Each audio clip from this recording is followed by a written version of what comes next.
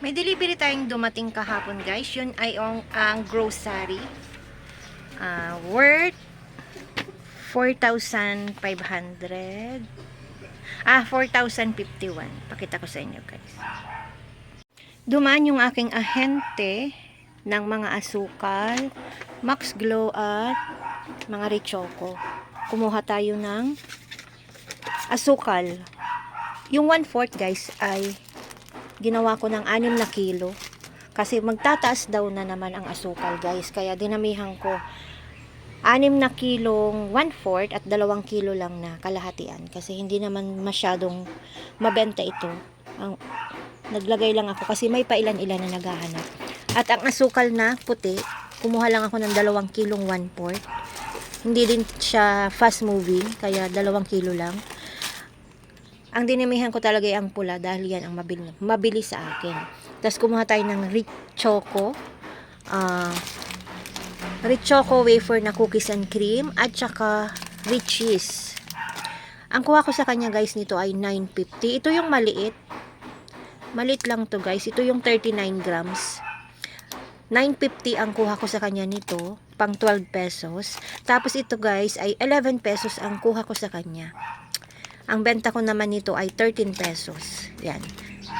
Tapos ang Max Glow, guys, hindi ako kumukuha ng kahon-kahon na Max Glow kasi hindi naman siya ganoon kabenta dito sa akin.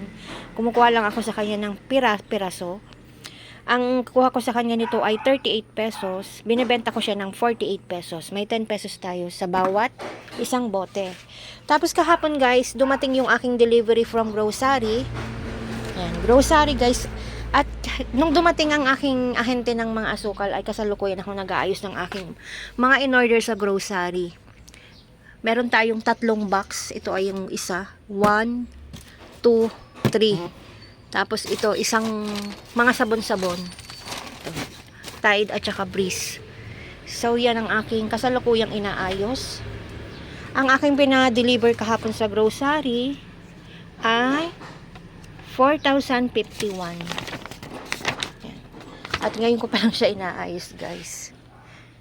Yan. So yan ay, anong araw ngayon? Ngayon ay araw ng Biyernes. February 16. At update tayo sa aking mga tinapay. Ito na lang ang aking tinapay. Buns lang. Wala akong tinapay na maliliit. Pang 8 pesos. Kasi hindi pa ako nakakapunta sa Lipa. Tapos ito, paborita. At brownies. Tapos yung ating mga gamis guys ay malungkot na naman. Wala na naman tayong gamis. At nag-order din ako sa nanay ng 2 case ng Yakult. Yan. Tingnan nyo guys ang aking mga lalagyan. Mga wala ng laman. At ito na yung aking mga candy section. Wala na masyado. Yan na lang. Konti na. Konti na lang ang aking mga pambata. Ayan. Yan. At kanina naman yung aking mga stocks na chichirya ay kakabit ko na dyan. Pinaglalagay ko na dyan. Kasi ubos na. Hawan na. Hawan na ang aking mga chichirya. Buti na lang may mga stocks ako. Pag hindi ako nakakauwi talaga, nakakapamili, meron akong i-display pa rin. Kahit na ako ay hindi nakakapunta sa Lipa o nakakapamili.